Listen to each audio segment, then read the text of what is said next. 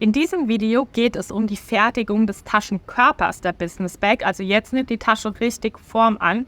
Ich erkläre euch hier vor allem, wie ihr die Teile dann vorbereitet zum Nähen, also wie ihr sie verklebt und was ihr noch so für Vorbereitungsschritte machen müsst. Das Nähen und die Kantenbearbeitung des gesamten Taschenkörpers selbst zeigen wir nicht im Video, weil das ist so ein langwieriger Prozess, sag ich mal, oder zumindest ein längerer Prozess, dass es nicht möglich ist, das komplett aufzunehmen. Aber ich erkläre natürlich im Video, wann, wie, welche Kante genäht wird und geklebt wird. Und ganz wichtig in diesem Video, was vorher so alles passieren muss, bevor wir überhaupt zu diesem Schritt kommen.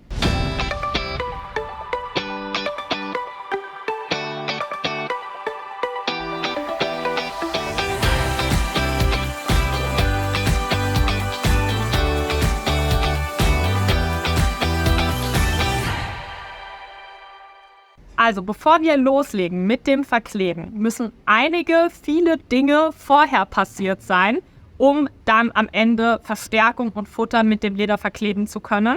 Der Grund ist der, dass meistens man nachher nicht mehr an diese Teile genauer rankommt oder dass wir Nähte haben, die vom Futter oder auch der Verstärkung verdeckt sein sollen, weshalb die vorher gesetzt werden müssen.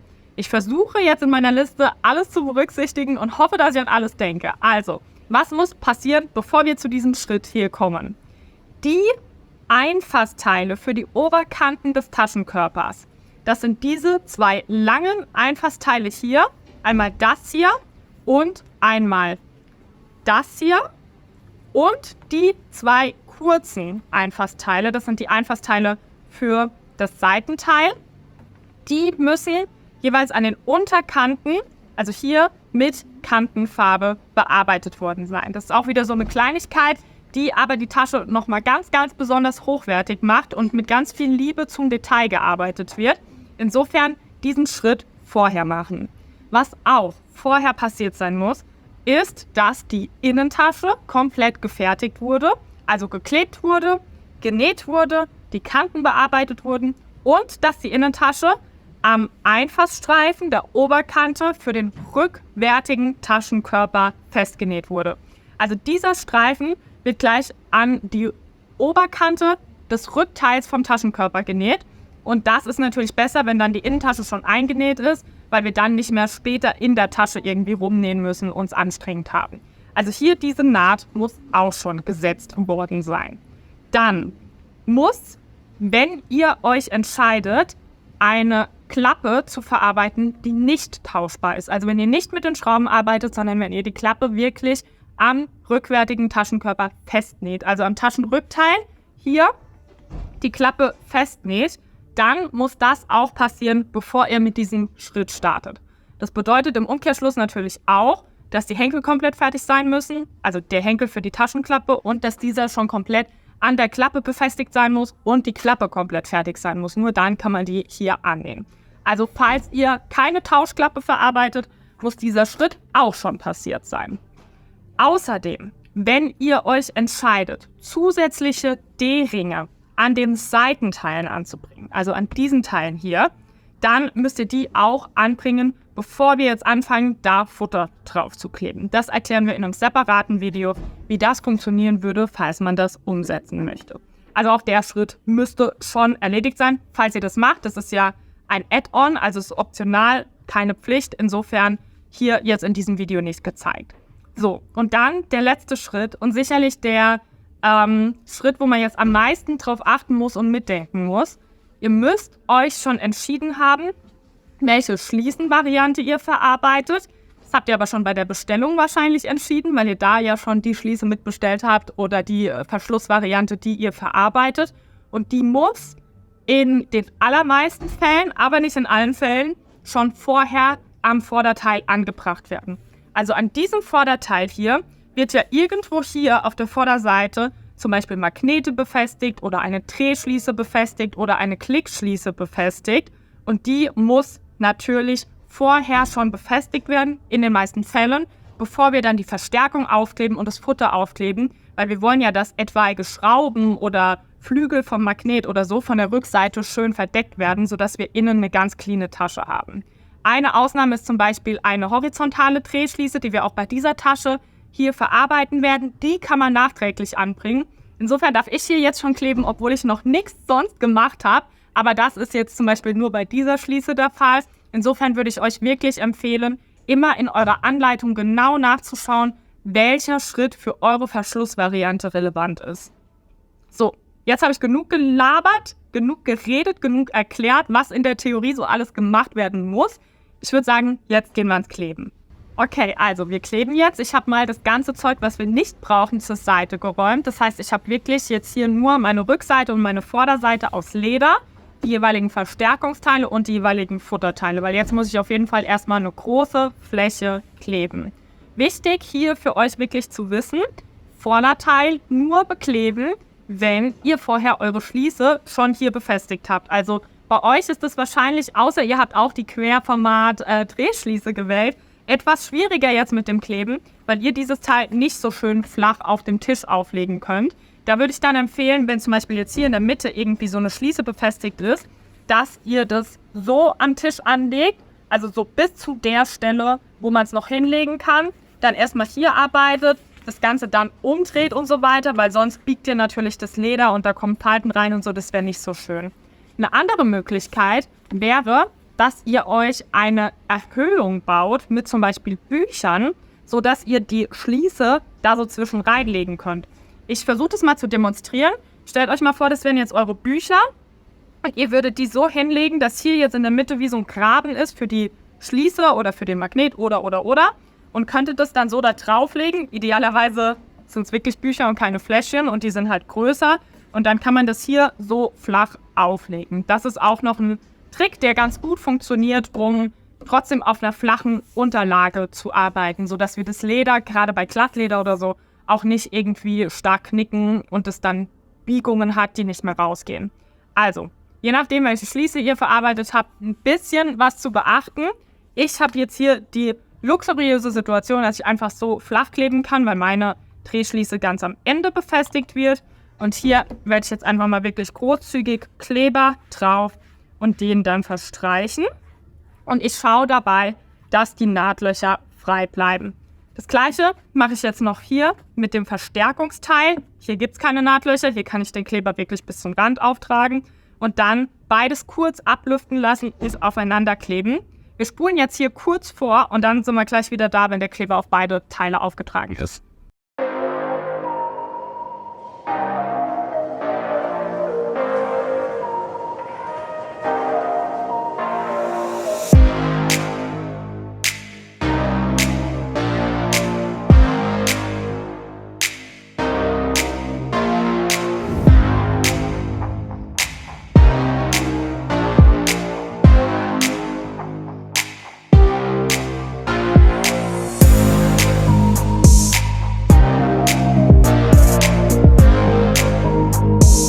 So, jetzt habe ich überall Kleber aufgetragen, den gleichmäßig verteilt und er ist auch schon großteils abgelüftet, vor allem auf diesem Teil hier sieht man es.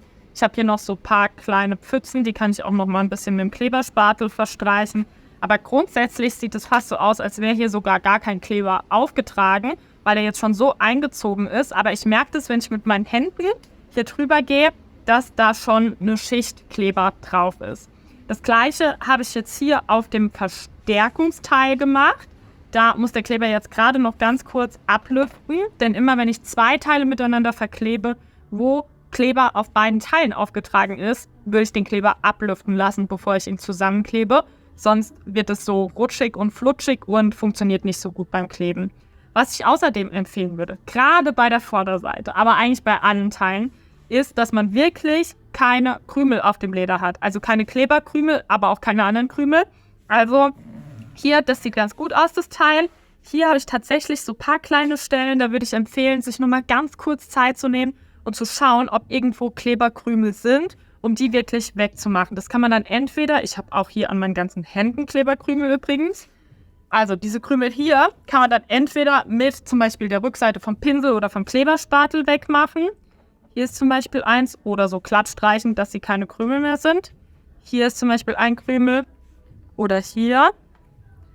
Und das ist nochmal so eine Kleinigkeit, die vermeidet, dass sich diese Krümel dann auf die Vorderseite vom Leder durchdrücken. Also wenn ich hier jetzt einen Krümel hätte, den ich hier mit verkleben würde, würde sich der Krümel nach vorne durchdrücken. Eine Freundin hat schon mal gesagt, unfreiwilliges Trapunto, also sozusagen ein Relief-Effekt, den man eigentlich gar nicht erzielen möchte. Und das wollen wir natürlich versuchen zu vermeiden. So, jetzt habe ich so lange geredet, dass der Kleber abgelüftet ist. Perfekt. Dann können wir das jetzt aufkleben. Also die Verstärkung auf die Rückseite des Leders. Beide Teile haben wir jetzt mit Kleber bestrichen. Ich nehme hierfür eine Klarsichthülle zur Hilfe, weil das ist echt ein großes Teil und ich will, dass ich das schön mittig innerhalb der Nahtlöcher positioniere. Und gefühlt ist es fast unmöglich, das irgendwie direkt perfekt auszurichten. Das heißt, ich lege hier einfach eine Klarsichthülle auf eine Seite. Dann kann ich das nämlich leichter positionieren. Hier klebt es noch nicht. Die Klarsichthülle ist dann natürlich verklebt, aber ich glaube, die kann man entbehren. Und dann haben wir einfach hier so eine Trennung und können uns erstmal auf die linke Seite konzentrieren. So, jetzt nehme ich mal mein Teil und beuge mich über das Werkstück drüber. Also man wird das jetzt nur in der Fronteinstellung hier von der Kamera sehen und nicht von oben, sonst seht ihr nämlich nur meine Haare und meinen Hinterkopf. Also, ich gucke, dass ich mich hier an der Ecke orientiere, dann hier nochmal abmachen. Oh, das klingt schon richtig gut. Also vielleicht guckt man trotzdem, dass man sich auch direkt mittig hier orientiert. Also hier ein bisschen vom Rand wegbleibt und hier ein bisschen vom Seitenrand wegbleibt. Oben schön mittig. Und dann kann man nochmal schauen, dass es auch unten schön mittig ist. Bisschen Abstand vom Rand hat, aber halt nicht zu viel, sodass es genau drauf passt. Man kann dieses Teil ja auch mal erst im mit Nicht-Kleber bestrichenen Zustand sozusagen einmal da drauflegen. Also bevor wir irgendwo Kleber drauf gemacht haben, kann man sich es auch einmal drauflegen und gucken, wie die Abstände ungefähr sind. Theoretisch kann man sich sogar einen Stift nehmen, wenn man sich unsicher ist. Und dieses Teil, bevor man es mit Kleber bestreicht, einmal umranken, sodass man sieht, wie es auf dem Leder positioniert wird. Ich habe das jetzt hier für die linke Seite und jetzt ist es natürlich ein leichtes, einfach diesen da zu machen und das ganze Ding auf der rechten Seite weiter festzukleben. Also das klebt sich ja jetzt und positioniert sich ja jetzt von alleine, weil ich durch die linke Seite schon die Ausrichtung vorgegeben habe. Und das ist die Vorderseite. So easy ist das. Wenn ihr jetzt ein Nudelholz zum Beispiel zur Hand habt, wie nennt man das eigentlich? Nudelholz? Teigroller. Also wenn ihr etwas Rundes zur Hand habt, mit dem ihr das nochmal glatt rollen könnt, könnt ihr das natürlich auch machen. Das ist gar nicht so blöd, weil man dann einfach nochmal besser die Schichten miteinander verbindet. Ich habe jetzt keins zur Hand, dann wäre ich ja auch perfekt vorbereitet. Das ist bei mir nicht immer der Fall. Insofern nehme ich jetzt hier einfach die Rückseite vom Kleber, gucke, dass ich hier meine Krümelchen weg habe und gehe hier so drüber. Das überträgt den Druck einfach nochmal ein bisschen leichter. Bitte nicht diese Seite nehmen, die so Rillen hat, weil wir wollen hier keinen Relief-Effekt, also ich zumindest nicht, im Leder hervorrufen. Aber sowas eignet sich dafür hervorragend. Wichtig ist natürlich, gerade wenn man sowas macht, dieses Festdrücken und Festrollen und so weiter, dass auch hier die Tischplatte schön sauber ist und dass da keine Krümel drin sind. Sonst hätten wir nämlich den umgekehrten Relief-Effekt, den wollen wir ja genauso wenig haben. Aber das, würde ich sagen, sieht wirklich fantastisch aus. Eine schöne, glatte Oberfläche. Gerade bei dem Smooth Leder sieht man natürlich auch so Unregelmäßigkeiten extrem. Deswegen würde ich hier nochmal besonders drauf achten. Und das ist jetzt das erste verklebte Teil. Jetzt muss noch das Futter aufgeklebt werden. Das heißt, wir kleben hier oder tragen hier Leder auf die komplette Verstärkung auf, um dann gleich das Futter aufzukleben. Auch das mache ich jetzt einmal im Schnelldurchlauf.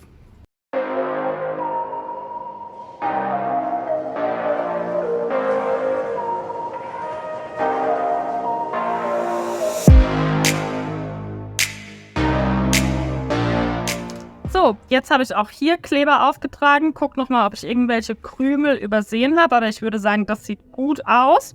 Und jetzt klebe ich das Futter auf. Ich habe die Nahtlöcher freigelassen, also ich habe jetzt den Kleber nur auf die Verstärkung aufgetragen.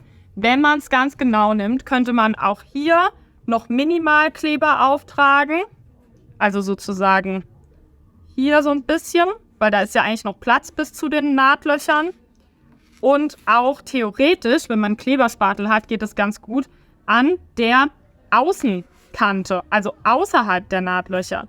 Hier so rundrum. Das führt nochmal zu einem deutlich saubereren Ergebnis später beim Nähen. und es macht die Kantenbearbeitung viel, viel leichter. Das ist ein bisschen Fleißarbeit und gerade wenn man halt keinen Kleberspatel hat mit dem Pinsel, geht es nur so semi-gut, ehrlich gesagt. Also das muss man so ein bisschen sehen. Man kann theoretisch auch eine alte, ich sag mal, Mitgliedschaftskarte oder so, die man nicht mehr braucht, also sowas wie so eine EC-Karte, aber halt eine, die ihr nicht mehr braucht, weil wobei man den Kleber auch abrubbeln kann, aber die wird vielleicht nicht mehr ganz 100% sauber, kann man für sowas auch super nehmen. Dann einfach euch den Kleber so ein bisschen auf so eine Untertasse oder so einen kleinen Tropfen auftragen oder auf die Klarsichthülle oder so und dann wie von so einer Malertablette mit dem Spatel oder der Karte oder so den Kleber aufnehmen. Ich demonstriere das jetzt hier einfach mal, weil es schon nochmal zu einem deutlich anderen Ergebnis führt. Und ich kann das empfehlen. Wie gesagt, es ist ein bisschen Fleißarbeit, aber ihr werdet gleich sehen, warum das besonders praktisch ist. Ich gehe jetzt hier rundherum an den äußeren, ja wirklich 2 Millimetern, irgendwie nochmal an der Kante entlang, sodass wir dann das Futter auch da schön an der Kante festkleben können. Wir spulen nochmal kurz vor. Ich nehme da jetzt nochmal kurz die 2 Minuten, die das dauert. Und dann kleben wir aber wirklich.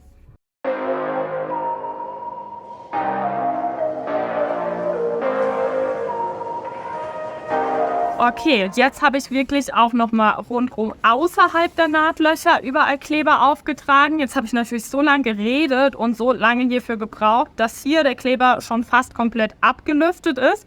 Was ich eigentlich nicht möchte, wenn ich Futter verklebe, weil ich ja beim Verkleben von Futter den Kleber nur auf eine Seite, nämlich hier auf den Lederfaserstoff auftrage und da darf dann ein bisschen mehr Kleber sein.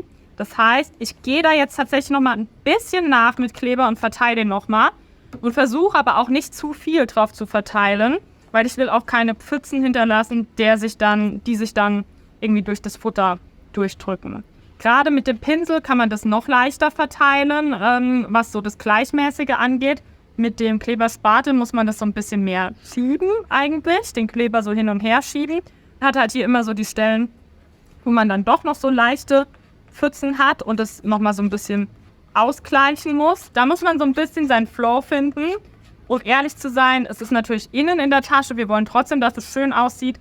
Gerade bei der Rückseite ist es auch so, dass da viel die Innentasche drüber ist und dass man das sowieso nicht so viel sehen wird. Also muss man sich auch nicht zu viel Stress machen. Vielleicht fängt man dann sonst auch, wenn man unsicher ist bei so großen Stellen mit dem Verkleben, mit der Rückseite an. Dann kann man das nochmal ein bisschen besser üben. Aber auch bei der Vorderseite klappt das ohne Probleme. So, jetzt mache ich wieder das gleiche Thema mit meiner Magic Klarsichtfolie, dass ich die einmal hier zur Trennung drauflege. Das wird jetzt gleich ein bisschen eine klebrige Angelegenheit, weil hier ja noch ein bisschen mehr Kleber drauf ist. Aber es macht auf jeden Fall Sinn. Jetzt beuge ich mich. Erstmal mache ich das kurze Haar hier weg, was hier irgendwo drauf gelandet ist. So, und jetzt beuge ich mich mit dem Futterstück auch wieder über mein Werkstück drüber, dass ich ordentlich und sauber kleben kann. Fange an in einer Ecke, beziehungsweise gucke, dass ich mich oben mittig ausrichte, schön bündig an der Kante bin und klebe wirklich hier oben an der allerobersten Kante. Also da, wo wir rundherum jetzt nochmal Kleber aufgetragen haben, falls ihr das gemacht habt, fest. Und dann natürlich auch auf die gesamte Länge. Hier verteile ich nochmal ganz leicht, dass ich wirklich keine Pfützen habe. So, jetzt wird geklebt. Ich nehme mir das so ein bisschen doppelt, dass nicht direkt alles Futter auf dem Kleber drauf ist. Und ich versuche mal ein bisschen mehr in die Kamera zu ziehen, dass man das sieht. Klebe jetzt hier oben. Wie gesagt, ihr beugt euch etwas mehr über euer Werkstück eigentlich drüber. Und dann kann man wirklich mit den Fingern, eigentlich formt man schon fast das Futter so ein bisschen gegen die Verstärkung aus. So. Das gleiche mache ich jetzt hier einmal an der Seite.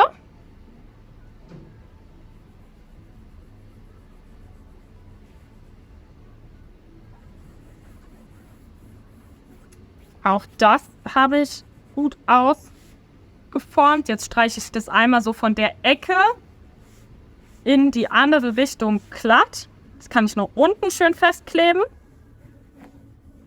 Wenn man es ganz genau nimmt, dürfte jetzt da unten auch das Futter minimal zu kurz sein, weil das hat jetzt nochmal 2 mm mehr Weg gebraucht, um hier sich gegen die Verstärkung ein Stück nach oben zu legen und hier von der Verstärkung weg ans Leder wieder ein Stück nach unten. Das sind nur 1,5 Millimeter irgendwie oder so. Aber wenn man es hier ganz genau nimmt, sieht man auch, wenn man oben bündig geklebt hat, dann fehlt hier unten ein bisschen was. So, jetzt nehme ich die Klarsichtfolie weg. Jetzt lässt sich das natürlich wieder super leicht kleben. Ich streiche das glatt, gehe dann hier nochmal mit meinen Fingern oben bündig entlang. Auch hier, wenn hier jetzt so ein bisschen fehlt, 1/2 Millimeter oder so, ist gar nicht schlimm, weil da kommt jetzt gleich ein Einfassstreifen drauf. Also das wird sowieso noch deutlich sauberer verarbeitet, als wir es hier gerade jetzt haben. Das ist ja jetzt nur das Futter. Ich weiß nicht, ob man das hier jetzt in der Kamera erkennen kann. Ich fühle es jedenfalls. Da ist was und das will ich da nicht haben. Also das muss da jetzt weg. Ja, schaut euch den an, den Bösewicht. Du kommst da nicht hin. So, Krümel kommt weg. Und jetzt streiche ich das Ganze nochmal glatt. Also wenn ihr das merkt, gerade bei Futter seid ihr auch noch ein bisschen flexibel. Das könnt ihr auch nochmal abziehen oder zumindest an einer kleinen Stelle nochmal abziehen, um es dann nochmal ordentlich aufzukleben. So weit, so gut. Ein perfekt aufgeklebtes Futter ist hier jetzt das Ergebnis. Ich bin selber stolz auf mich, dass es so schön geklappt hat. Wenn man sich die Zeit nimmt und ein paar Hilfsmittel zur Hilfe nimmt und dann wirklich nochmal zwischendrin einmal mehr drauf guckt, ob alles passt und so weiter, dann kriegt man das auch als Anfänger so super hin und eben auch bei größeren Teilen wie diesem hier.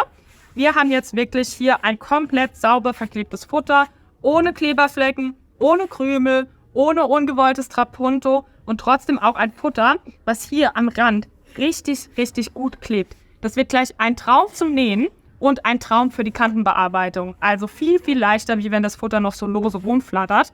Auch hier gehe ich jetzt nochmal mit meinem Nudelholz, was kein Nudelholz ist, drüber und tue das nochmal so ein bisschen festdrücken. Vorher wirklich nochmal doppelt checken, dass hier keine Krümel sind. Ja, das war schon knapp, also hätte ich auf jeden Fall vorher checken sollen.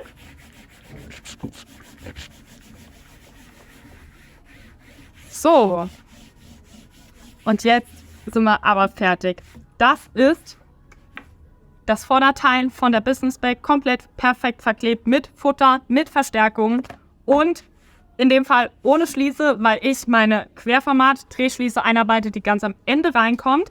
Aber ich habe es ja vorhin erklärt, wenn ihr jetzt irgendwelche Teile habt, wo schon eine Schließe dran ist, könntet ihr euch 2 Bücherstapel hinstellen und dann könntet ihr das sozusagen in den Graben legen und trotzdem auch ganz komfortabel so arbeiten. Jetzt fehlt noch eine Kleinigkeit und zwar müsste man eigentlich jetzt noch hier die Unterkante etwas knicken, weil die den Boden formt. Also diese Naht hier, diese unterste Kante ist eigentlich schon unten und man knickt es dann so rum. Das Thema ist nur, ihr wisst ja jetzt nicht genau, wie ihr das knicken sollt und deswegen würde ich empfehlen, das erst später zu machen beim Nähen. Das kommt dann zwischendrin nochmal in einem Video, erkläre ich, wie es geht. Soweit, so gut. Wir machen weiter mit dem nächsten Teil. Okay, wenn ihr das Vorderteil verklebt habt, könnt ihr genau die gleiche Vorgehensweise auch einmal mit dem Rückteil machen. Ich habe das hier jetzt schon gemacht, also bei mir ist jetzt auch das Rückteil schon verklebt. Wie gesagt, nochmal hier der Reminder, wichtig ist, dass ihr euch entscheidet, eine Tauschklappe zu verarbeiten. Also dass hier später noch Löcher reinkommen und dann die Klappe mit den Löchern bzw. mit den Schrauben an dem Rückteil befestigt wird. Wenn ihr euch entscheidet, die Klappe festzunähen und keine Tauschklappe zu verarbeiten, muss die vorher hier festgenäht sein, bevor ihr das Verkleben der Verstärkung und des Futters macht. Gleiches gilt dafür, wenn ihr euch entscheidet, eine Außentasche zu verarbeiten. Also eine Tasche, die hier auf der Außenseite des Leders des Rückteils festgenäht wird. Dann muss das passieren, bevor die Verstärkung und das Futter aufgeklebt werden. Aber wenn ihr das nicht macht oder wenn ihr das alles schon gemacht habt und erledigt habt, dann könnt ihr, wie gesagt, dieses Teil auch verkleben. So, jetzt habe ich hier 2 Teile, Vorderteil und Rückteil. Die lege ich mal zur Seite. Und dann kann jetzt noch das Seitenteil verklebt werden. Auch hier nochmal der Hinweis, ich habe es am Anfang vom Video aber schon mal gesagt, diese Teile nur verarbeiten und verkleben, wenn ihr hier keine D-Ringe mit Einfassteilen befestigen wollt. Das ist ein Zusatz, den man bei uns bestellen kann, aber nicht muss.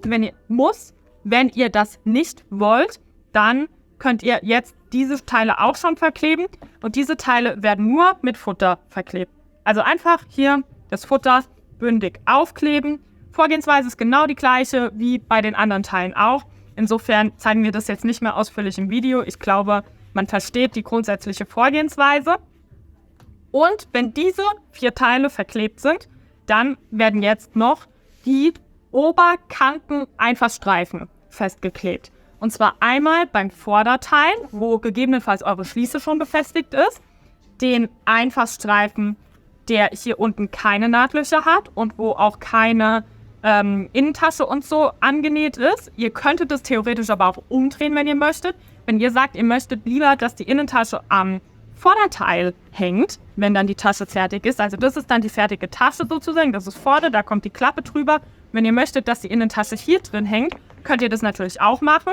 Aber grundsätzlich laut Anleitung ist es so vorgesehen, dass ihr diesen Streifen jetzt hier einarbeitet und diesen Streifen mit der Innentasche, die schon festgenäht ist, hier einarbeitet. Und bei den Seitenteilen, man stelle sich vor, die sind jetzt schön ordentlich mit Futter verklebt, dann diese kurzen Streifen hier einarbeitet und das eben 2-mal macht.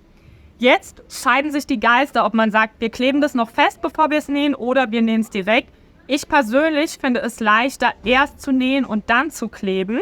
Und deswegen würde ich euch das auch empfehlen, weil wenn ihr nicht 100% akkurat geklebt habt, dann ist das Nähen ziemlich schwer, unnötig schwer. Und wenn ihr das erst näht und dann danach einfach mit dem Kleberspatel, wenn ihr das jetzt genäht habt und das hier fest ist, da nochmal so drunter geht und das nochmal festklebt, dann ist es halt, finde ich persönlich, leichter. Man hat allerdings die Gefahr, dass man sich dann diese Lederteile oder Futterstücke und so, die man mühsam geklebt hat, verkleckert. Da würde ich euch empfehlen, eine saubere Klarsichthülle oder ein Geschirrtuch oder ein Papiertuch oder so zur Hilfe nehmt und den Teil abzudecken, den ihr nicht bekleben wollt. Also wo auf keinen Fall Kleber drauf kommen soll. Grundsätzlich könnt ihr aber selber entscheiden, welche Reihenfolge für euch am besten passt. Wie schon gesagt, ich werde jetzt erst nähen und dann kleben. Das heißt, ich nähe jetzt bei diesen 4 Teilen hier. Ich lege das mal noch hier dazu. So, bei diesen 4 Teilen hier die jeweils obersten Kanten und dann geht's weiter. Eine wichtige Info aber noch zu dem Nähen, bevor ich das vergesse. Und zwar wird immer das erste Nahtloch in den jeweils Ecken freigelassen. Also da wird der Streifen noch nicht mit eingefasst. Der Streifen hat sozusagen 2 Nahtlöcher weniger. Also der erste Stich geht nur durch das Seitenteil in dem Fall und ab dem zweiten Strich wird dann hier das Nahtloch eingefasst, ab dem zweiten Stich. Dann wird genäht und auch beim letzten Stich geht wieder ein Stich nur ins Seitenteil und nicht mehr in den Einfassstreifen. Gleiche Vorgehensweise auch bei Vorder- und bei Rückseite. Das machen wir jetzt mal und dann sehen wir uns wieder. Okay, jetzt sind an allen 4 Teilen, also am Vorderteil, am Rückteil und an den beiden Seitenteilen jeweils diese Einfassstreifen eingenäht, also diese oberste Naht hier. Und auch die Kanten sind bearbeitet an all diesen 4 Teilen, sodass wir jetzt gleich mit dem nächsten Schritt weitermachen können und den Taschenkörper zusammenfügen können. Vorher bleiben aber noch 2 letzte Klebeaufgaben sozusagen. Und zwar müssen wir hier diese Einfassstreifen an allen 4 Teilen hier noch ein bisschen festkleben. Das ist das, was ich vorhin im Video schon gesagt habe, als ich gesagt habe, man könnte es theoretisch auch vorher schon ein bisschen kleben und danach nähen. Und ich persönlich finde es aber leichter, erst zu nähen und dann zu kleben. Entsprechend müssen wir hier jetzt noch kleben. Und dafür nehme ich einfach mir ein bisschen Kleber auf den Kleberspatel oder den Pinsel auf, trage das hier auf das Futter auf. Ich mache das jetzt mit Augenmaß und gucke, dass ich einfach nicht zu weit hier den Kleber auftrage. Man kann es ja auch immer mal wieder so grob runterklappen und ich sehe jetzt, ich habe da noch ein bisschen, also ich kann da ruhig noch ein Stück weiter den Kleber auftragen, halt so, dass er dann nicht mehr von außen sichtbar ist. So, brauche ich auf jeden Fall mal noch ein bisschen mehr Kleber, um hier die gesamte Länge auftragen zu können. Bei den anderen 3 Teilen habe ich das schon gemacht, also die sind zum Glück schon fertig, aber hier muss ich jetzt noch ein bisschen Kleber auftragen. Das ist wirklich so eine seltene Situation, wo wir Kleber auch aufs Futter auftragen. Das kommt ja wirklich sehr selten vor. Aber in dem Fall, wo dann wirklich das Leder drüber geklebt wird, komplett, kann man das gut machen. Wichtig ist dann auch hier wieder, dass man das schön ablüften lässt. Ich lebe hier übrigens jetzt am Limit, indem ich hier meinen Kleberspatel und meinen Kleber habe und hier klebe, also eigentlich würdet ihr das vielleicht eher besser abdecken. Ihr seid, je nachdem wie risikofreudig ihr seid, aber es kann natürlich schon relativ leicht passieren, dass hier mal so ein Tropfen Kleber runtertropft hier aufs Futter. Also im Zweifel das einmal kurz mit einem Küchentuch oder mit irgendeinem Zebertuch oder so ein bisschen abdecken. Genau. So, ich bin jetzt hier aber fast durch. Hoffe jetzt, dass ich nicht auf den letzten Metern noch alles ruiniere. Und jetzt drehe ich mir das Ganze einmal um und klappe mir das so ein bisschen zurück, dass ich halt auch hier auf das Leder den Kleber auftragen kann. Das muss nicht mega, mega perfekt sein, aber es ist einfach super leicht, wenn man vor allem von innen nach außen zieht, sodass wir hier wirklich den Kleber auch schön bis zur Kante auftragen. So. Einmal noch auf der gesamten Länge.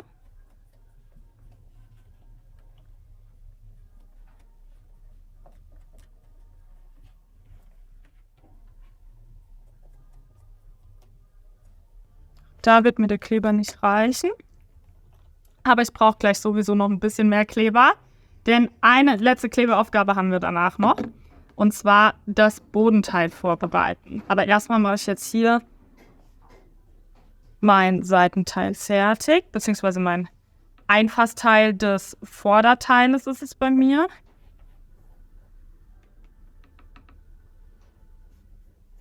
So. Einmal noch. Gut. Jetzt habe ich hier überall Kleber aufgetragen, schön bis zum Rand. Ich gehe noch einmal, hoppla, mit meinem Finger hier so über die Kante drüber, dass hier kein Kleber an der mit Kantenfarbe bearbeiteten Kante ist. Und ich lasse das jetzt kurz hier so ablüften. Also ich klebe das jetzt noch nicht direkt zusammen, weil wir haben Kleber auf 2 verschiedene Materialien aufgetragen, auf 2 Stellen. Warten jetzt kurz, bis das abgelüftet hat und pressen es dann zusammen. Bei den anderen Teilen ist es, wie gesagt, schon gemacht. Also hier sieht man das ist schon fest. Und das ist einfach am Ende eine ganz tolle, ordentliche Verarbeitung. Während es jetzt ablüftet, kann ich mich schon an den letzten vorbereitenden Schritt machen, bevor der Taschenkörper dann zusammengenäht wird. Und zwar brauche ich das Lederinnenteil für den Boden, die Verstärkung für den Boden und dieses Teil brauche ich nicht. Das ist das Lederaußenteil für den Boden, also das, wo die Nahtlöcher rundherum sind, rund die 6 größeren Löcher. Das brauche ich dann gleich, wenn ich den Taschenkörper zusammennähe. Aber jetzt brauche ich erstmal die Verstärkung, die befreie ich mal kurz von allen möglichen Hundehaaren, von allen möglichen Hunden, die wir hier so rumspringen haben und allen Krümeln. Das würde ich euch auf jeden Fall auch empfehlen. Das gleiche mache ich mit dem Leder. Und dann werden die noch zusammengeklebt. Aber nicht, bevor wir nicht die Schrauben eingearbeitet haben. Und zwar nehmen wir unsere Kreuzgegenschrauben, also die flachen, kurzen Gegenschrauben, die wirklich von oben hier ganz flach sind, und stecken die einmal komplett hier durch und hoppla, schrauben die am schlausten direkt von der anderen Seite mit der schönen Schraube fest. Muss nicht perfekt festgeschraubt sein, es reicht, wenn das nur so festgeschraubt ist, dass das in Form hält. Wir schrauben die nämlich sowieso, wenn der ganze Taschenkörper genäht ist, nochmal ab, um sie dann wieder festzuschrauben, aber mit dieser letzten Lederlage noch inkludiert. Das kommt aber ganz, ganz am Ende als, ich glaube sogar, ist es der letzte Schritt, wenn die Tasche dann komplett fertig genäht ist. So, jetzt habe ich hier noch die letzten 3 Schräubchen.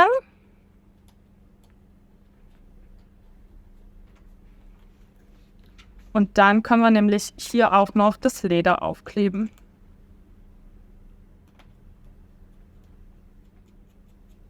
So.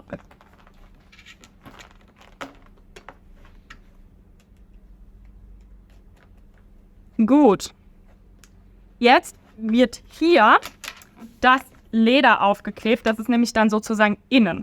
Also das wird am Ende innen in die Tasche so eingesetzt. Ein ganz hochwertiger Lederboden, wo man auch noch schön die Kanten mit einer Schicht Kantenfarbe rundherum bearbeiten kann. Deshalb kleben wir das jetzt, sodass wir das nächste Mal, wenn wir eine Kantenbearbeitung machen, das dann direkt mitbearbeiten können und nicht jedes Mal neu Basecoat und so weiter auspacken müssen. Das bedeutet für mich, hier jetzt einmal ordentlich Kleber drauf auf das Verstärkungsteil. Idealerweise ohne Krümel. Ich habe hier mittlerweile viele Krümel. Und auch einmal Lederkleber komplett auf die Rückseite vom Lederteil des Innenbodens, also hier auf dieses Leder. Und wenn wir das gemacht haben, auch hier wieder kurz ablüften lassen und dann verkleben. Wir spulen jetzt einmal kurz vor, während ich hier in Fleißarbeit den Lederkleber auftrage und dann sind wir in wenigen Sekunden wieder da.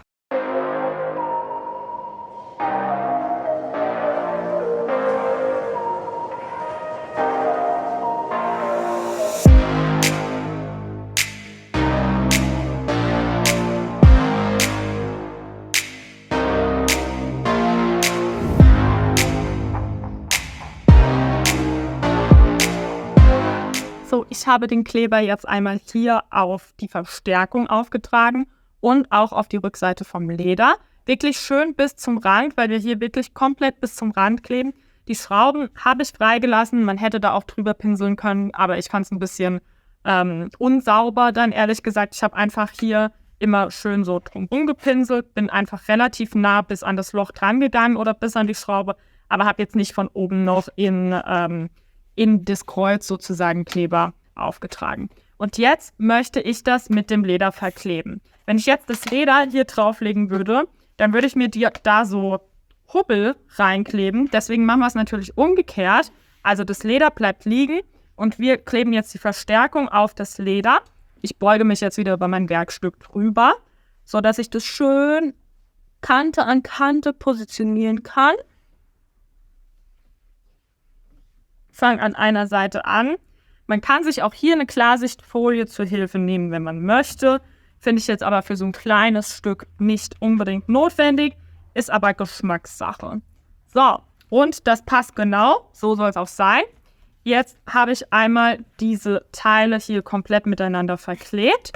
Jetzt kann ich das noch ein bisschen glatt drücken, geht natürlich leichter von dieser Seite aus. Ich nehme nochmal mein Nudelholz und drücke das hier so ein bisschen glatt. Ich gucke nochmal, dass ich hier eine saubere Unterlage habe. Die ist mittlerweile alles andere als sauber. Hier wurde auf jeden Fall schon ein paar Mal drauf geklebt. Aber zum Glattfesseln geht es auf jeden Fall.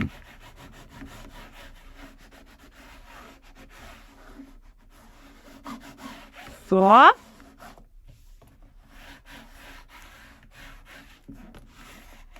Ich würde sagen, das passt.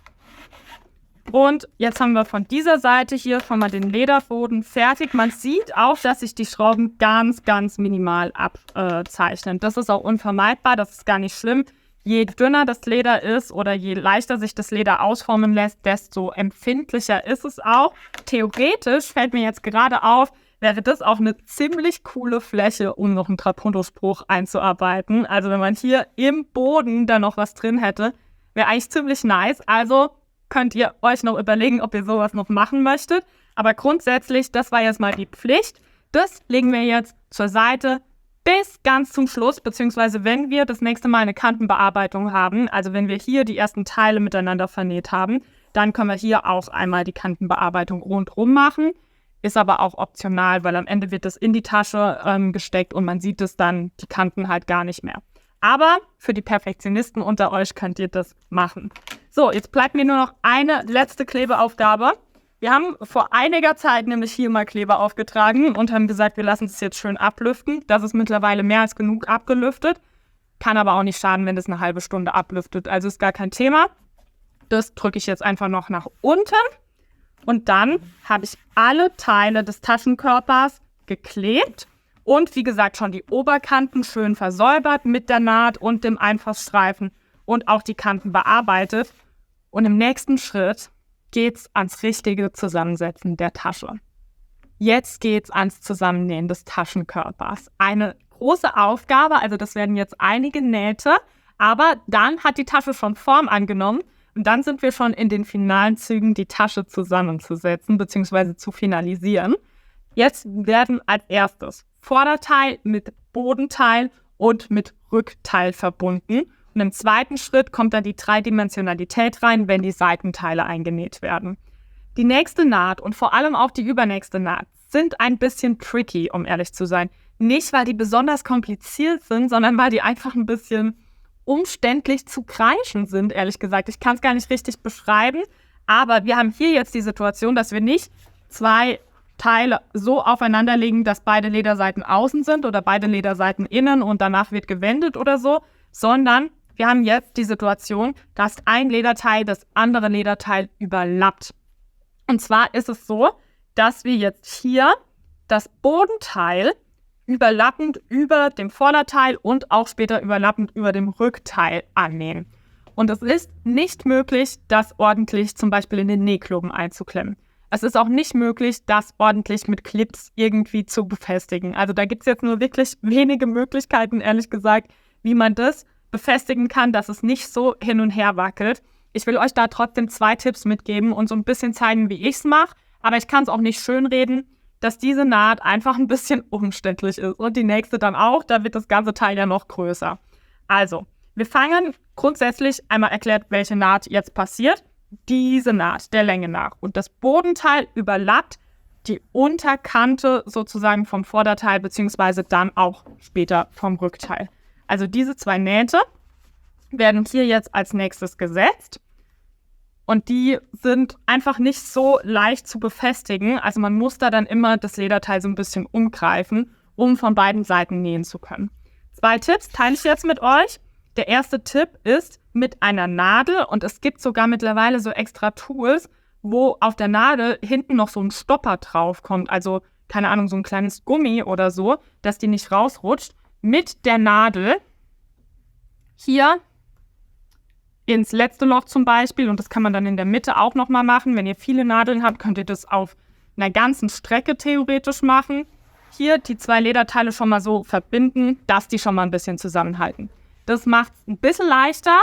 Ich habe hier jetzt keinen Stopper drauf, aber wenn ihr zum Beispiel irgendwie ein bisschen so Knete habt zum Beispiel oder ein dickeres Gummi oder so, ich mache es jetzt mal exemplarisch mit unserem Schleifschwamm. Natürlich sollte man die Nadel nicht durch das Schleifpapier stecken. Ich mache es jetzt mal hier durch den Schaumstoff. Ist jetzt nur ein bisschen groß und umständlich, aber hier hätten wir zum Beispiel so einen Stopper, der eben dazu führen würde, dass die Nadel dann nicht beim Nähen und bei der Bewegung wieder rausrutscht. Und das kann man natürlich auf der gesamten Strecke machen, in gewissen Abständen. Da muss man dann einmal fleißig die Löcher zählen. Also sagen wir mal, ich würde hier jetzt 20 Löcher abzählen und hier auch, würde dann hier irgendwo durchstechen und mir das so festhalten, dass es hier auch hält. Und man sieht es jetzt schon, wie das wackelig ist. Also man muss es schon irgendwie befestigen, dass es nicht rausrutscht. Aber es ist halt eine große Hilfe, wenn man dann hier anfängt zu nähen, hier an dieser Seite und dann alles schon auf der richtigen Höhe ist. Also das ist mein Tipp Nummer 1. Mit den Nadeln das schon mal richtig hinstecken und fixieren. Mein Tipp Nummer 2 ist noch ein bisschen mehr Fleißarbeit, aber führt auch zu noch weniger Wackeln. Ihr könntet das Ganze natürlich genauso mit einer Hilfsnaht fixieren. Also an 3 verschiedenen Punkten, zum Beispiel mit etwas Garn, einfach die Naht sozusagen so ein bisschen weben. Also keine Sattlernaht, sondern hier reinstechen, dann ein paar Zentimeter entfernt wieder reinstechen und da wieder und es dann verknoten, sodass es halt grob zusammenhält und ihr dann vorne den Anfang zum Nähen besser findet. Das war Tipp Nummer 2. Jetzt habe ich noch einen letzten Tipp, aber ihr müsst einfach für euch ausprobieren, womit ihr am besten klarkommt.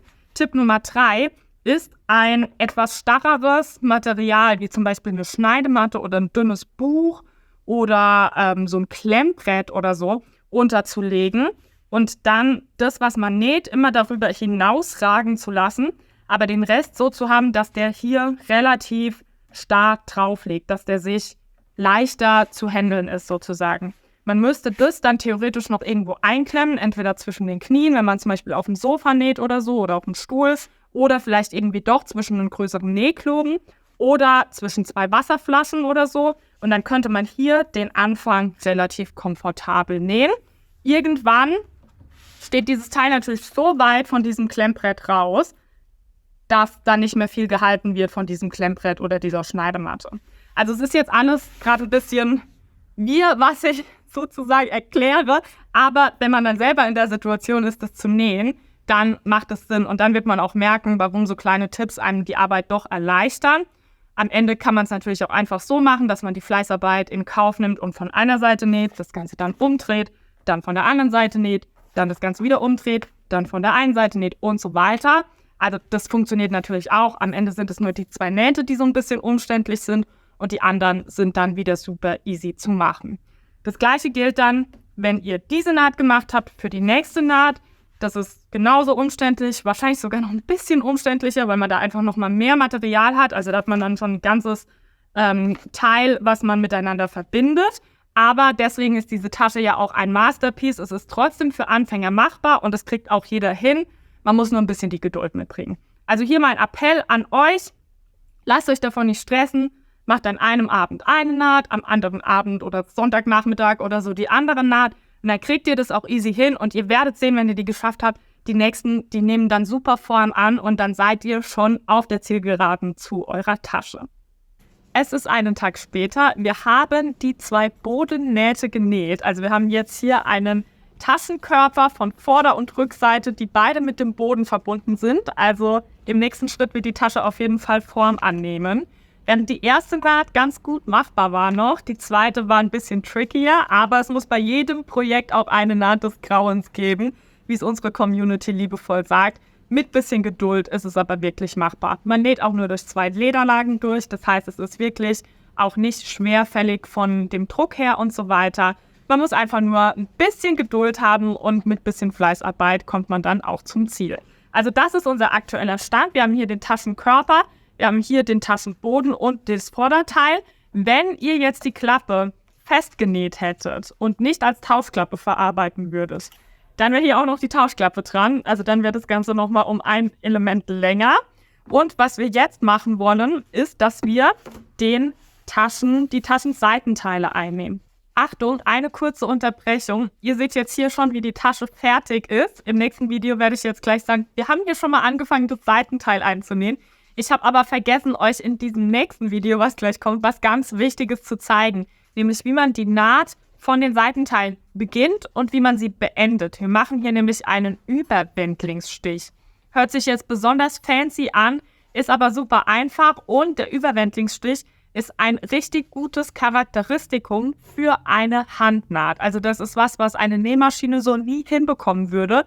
Und dieser Stich hat einmal eine funktionale Sinnhaftigkeit und aber auch eine ästhetische Sinnhaftigkeit. Und zwar ist es dieser Stich hier, der über die Naht drüber geschlagen wird, 2-mal, also wie so eine Schlaufe, über die mit Kantenfarbe und Basecoat schon bearbeitete Kante und sozusagen außerhalb vom Leder entlang geführt wird. Das macht man am Anfang und das machen wir hier jetzt auch nochmal am Ende dieser Naht. Und dieser Stich führt halt auch dazu, dass man dann hier einfach, wenn man die Tasche öffnet und wenn hier Zug drauf kommt, die Lederkanten sozusagen nicht aufreißt. Denn, sieht man jetzt hier auch schon ganz gut, wir haben hier jetzt schon 2 Schichten Basecoat aufgetragen auf die Kante. Machen wir natürlich, wenn wir dann das Seitenteil komplett eingenäht haben. Und wenn ich hier jetzt keinen Überwendlingsstich mache, dann würde ich hier oben an den obersten, 3 mm, bevor das erste Nahtloch beginnt, die Kante immer beanspruchen, wenn ich die Tasche öffne. Und wenn ich diesen Überwendlingsstich hier habe, also diese Schlaufe, die sich so hier drüber legt, dann halte ich sozusagen die Ecken nochmal zusammen. Das heißt, das machen wir hier jetzt kurz. Also es ist wirklich super easy. Am Anfang würde man dann, bevor man halt die erste Naht setzt, einmal die Schlaufe außenrum führen. Und das Gleiche machen wir hier jetzt am Ende. Wir haben wirklich bis zum obersten Stich genäht, also bis zum obersten Loch. Und jetzt, um den Stich zu beenden, bevor wir dann auch gleich nochmal zurücknähen, führe ich einfach zum Beispiel die rechte Nadel links oberhalb der Kante herum und gehe hier wieder durch das gleiche Loch zurück. Ziehe das einmal hier so durch. Und dann sieht man, wie sich einfach dieser Stich bzw. wie sich der Faden über der Kante legt. Das gleiche mache ich jetzt nochmal. Man könnte es jetzt auch noch von dem anderen Faden, mit der anderen Nadel, mit dem anderen Faden machen. Es kommt aber aufs Gleiche raus. Ziehe ich jetzt hier nochmal fest. Und jetzt schaue ich so ein bisschen, kann man auch die Ahle zu Hilfe nehmen, dass sich dieser zweite Stich schön parallel neben den ersten Stich legt. Also ich hoffe, man kann es jetzt in der Kamera hier erkennen, aber die 2 Fäden sind genau parallel zueinander. Das sieht richtig, richtig ordentlich aus und wie gesagt, ist ganz charakteristisch für eine Handnaht. Jetzt ziehe ich das Ganze nochmal ein bisschen fest. Nicht zu fest, dass ich das Leder perforiere, aber schon so, dass ich einen guten Druck habe. Und jetzt kann ich nochmal mit 2 Stichen die Naht ganz normal mit der Sattlernaht zurücknähen. Einmal hier.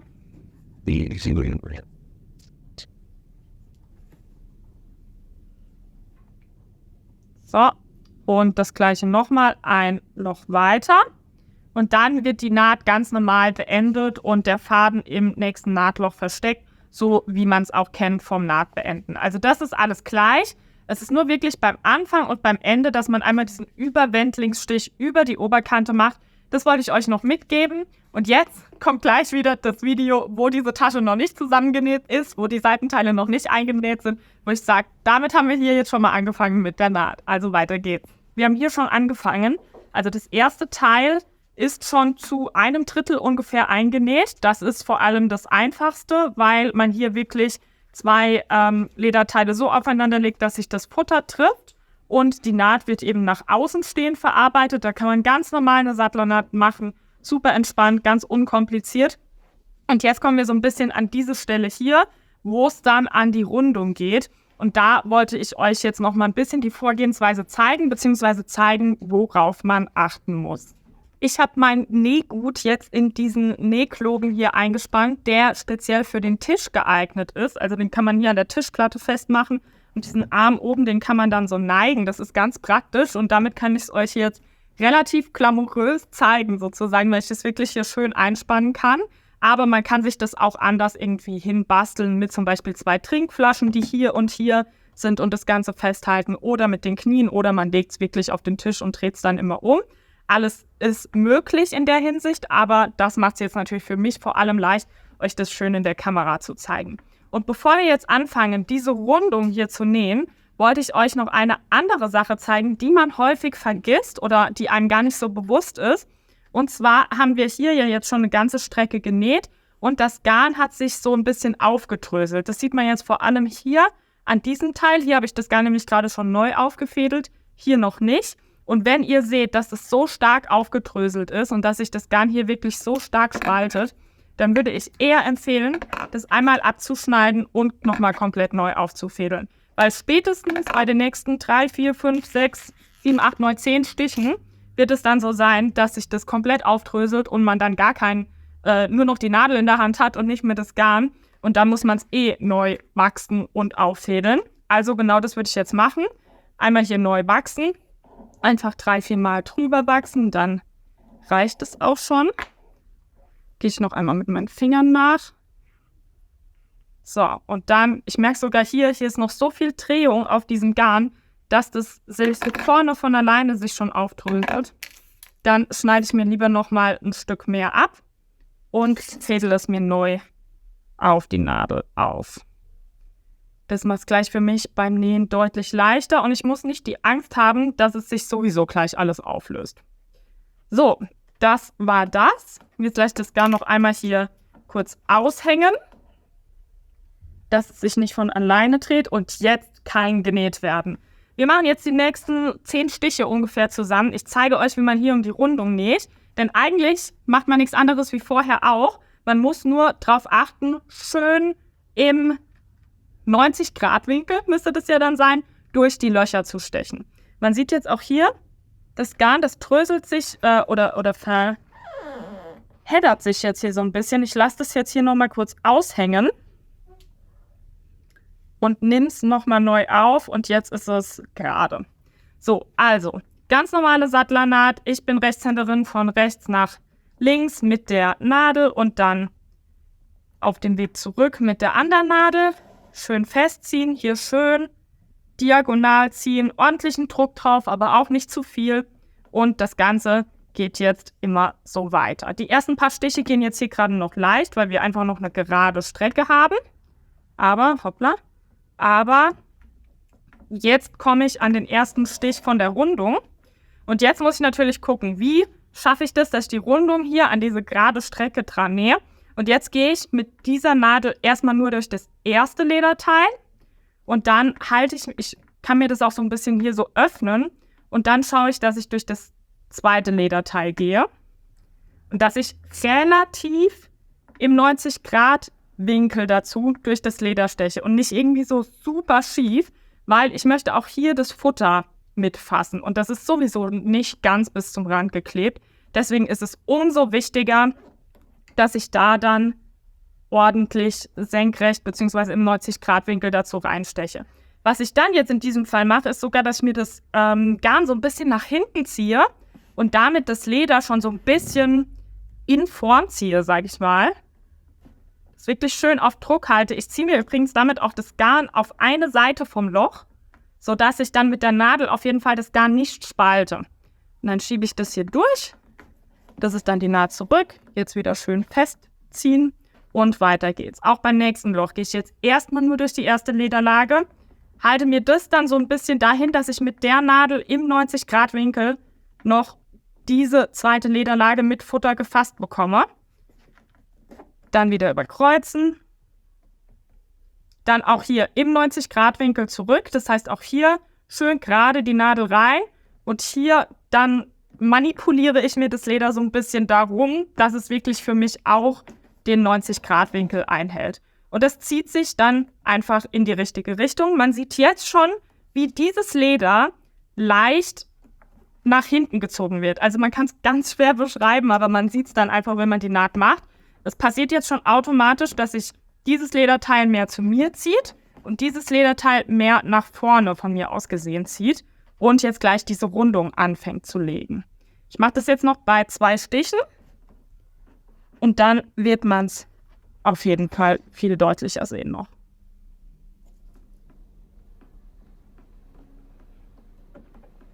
Das ist jetzt auch hier tricky. Also ich mache dann lieber wirklich Lederlage für Lederlage.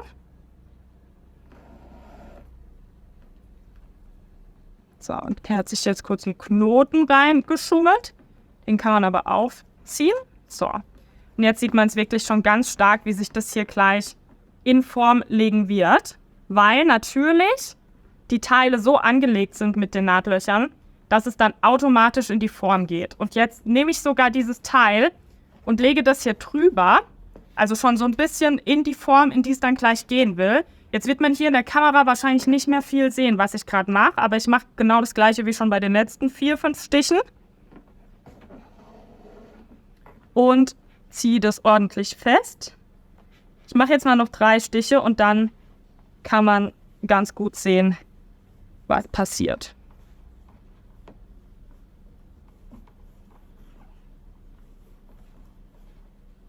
So. Wenn man übrigens mit der Nadel die zweite Lederlage von rechts kommend, jetzt von meiner Perspektive aus, nicht findet, kann man auch erstmal mit der linken Ledernadel, mit der man noch nicht genäht hat, nochmal von der anderen Seite, von der schönen Lederseite aus reinstechen, um sich so ein bisschen den Weg vorzubereiten. Also um das Loch sozusagen leichter zu finden. So, und jetzt ist, glaube ich, auch gleich der Moment gekommen, einen Stich mache ich noch. Jetzt ist gleich der Moment gekommen, wo ich auch aus dem Nähkloben rausgehe.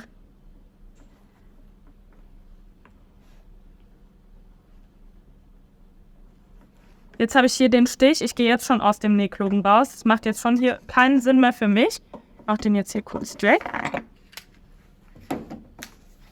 Und stelle mir das lieber hier so ein bisschen auf.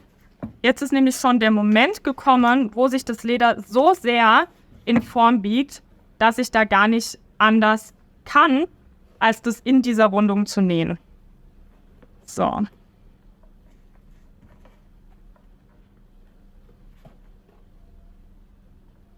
Ich hoffe, man kann es hier so in der Kamera gut erkennen. Ist bestimmt alles nicht mehr im Fokus. Aber ich zeige es euch in der Kamera von vorne.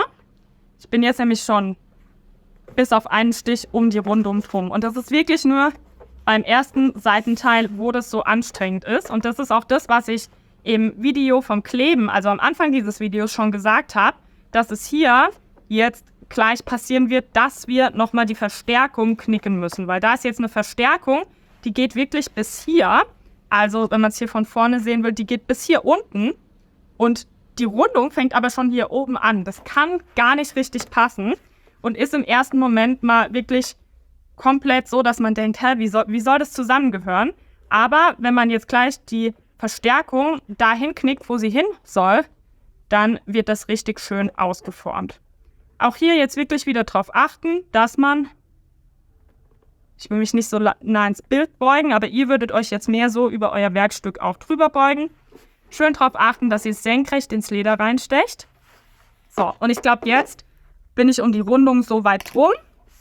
Kann man hier sehen, dass ich auf jeden Fall schon einen großen Teil von dieser Rundung genäht habe. Immer schön ordentlich festziehen. Und jetzt würde ich sagen, knicken wir mal diese Verstärkung, die uns das Leben gerade so schwer macht.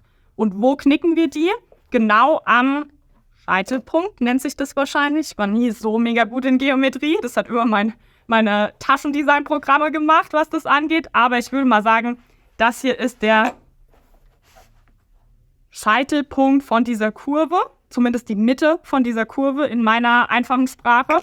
Und ab der Stelle würde ich sozusagen das Leder knicken. Das heißt, das ist hier so 1 Zentimeter, 1,5 Zentimeter oberhalb dieser Kante, wo das Bodenteil beginnt. Das heißt, das machen wir jetzt. Ich gehe da mit meinem Finger von unten so rein und halte mir das so und dann drücke ich das einfach mit Daumen und Zeigefinger so zusammen.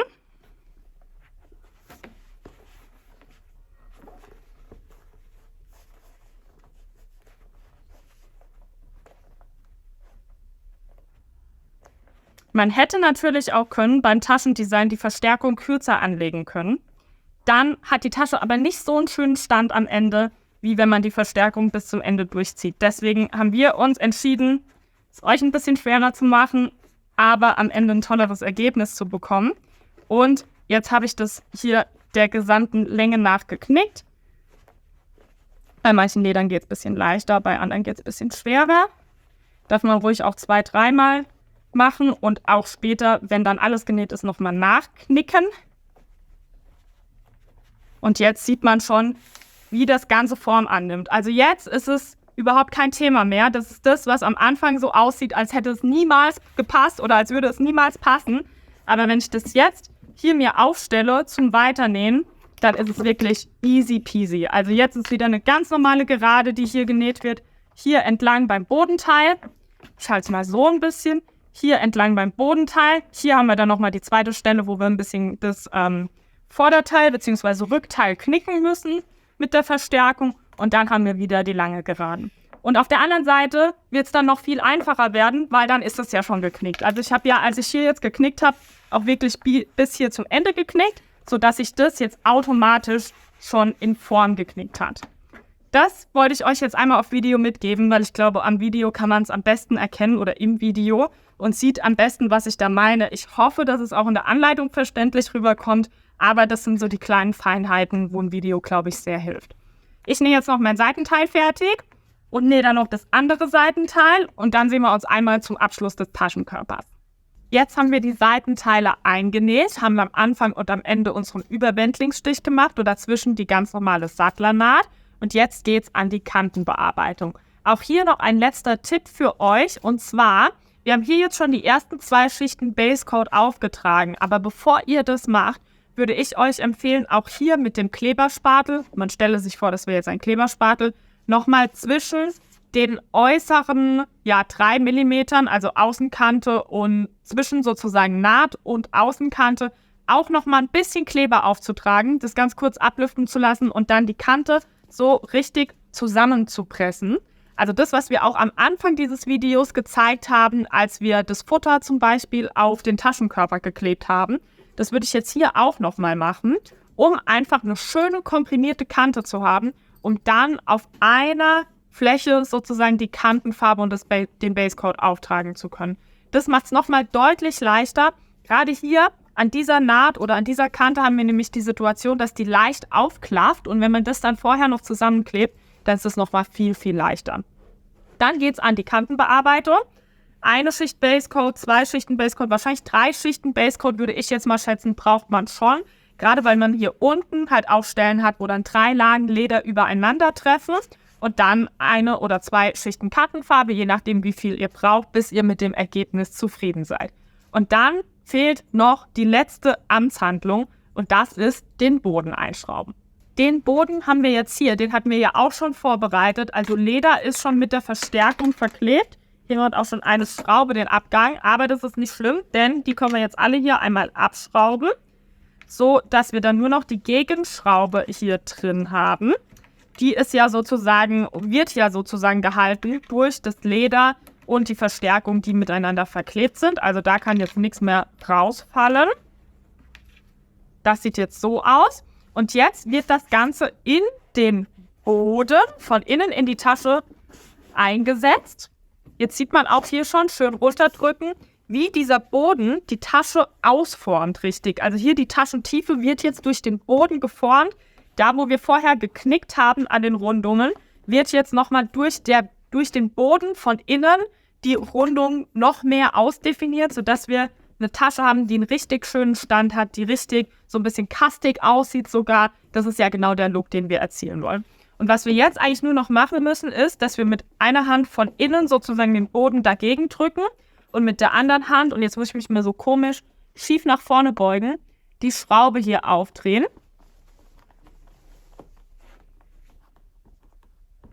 So, Nummer 1. Nummer 2, man sieht hier auch, die Schraube kommt durch das Loch durch und die Löcher sind auch groß genug, dass dieses breitere Schraubengewinde von dieser Schraube hier dann noch gut da durchpasst. Jetzt natürlich immer schön schauen, dass man die Schraube gerade drauf hat und dass man die dann wirklich schön festschraubt. So. Und dann nimmt das Ganze nochmal mehr Form an. Das kann man jetzt für alle 6 Schrauben logischerweise machen. Wenn ihr Taschenfüße habt, dann könnt ihr diese Buchschrauben weglassen und einfach die Taschenfüße stattdessen aufschrauben. Auch das ist möglich. Anders fungieren diese Buchschrauben als Mini-Taschenfüße sozusagen. Und wenn ihr das gemacht habt, dann ist euer Taschenkörper fertig. Das war jetzt ein, ich glaube, sehr langes Video, ein langer Prozess mit vielen Unterbrechungen und viel vorwärts, rückwärts sozusagen. Aber ich glaube, wir haben euch ziemlich ausführlich gezeigt, wie dieser Taschenkörper gefertigt wird, was man alles beachten muss. Und wenn ihr das geschafft habt, dann müsst ihr entweder, falls ihr eine Tauschklappe verarbeitet, jetzt noch eure Tauschklappe befestigen oder falls ihr sie sowieso schon festgenäht habt, dann ist sie ja schon dran und dann ist eure Tasche ready. Also viel Spaß damit. Ich bin super gespannt, eure Ergebnisse zu sehen und bis zum nächsten Tutorial.